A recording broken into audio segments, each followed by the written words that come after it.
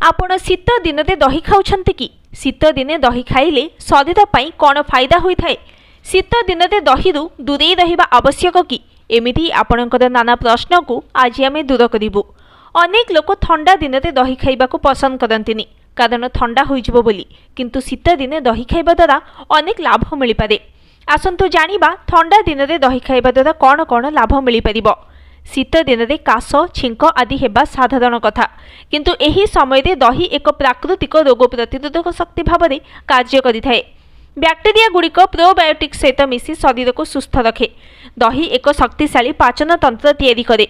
दही खाइबा द्वारा शीतकालीन रोग मध्य कम होइथाए।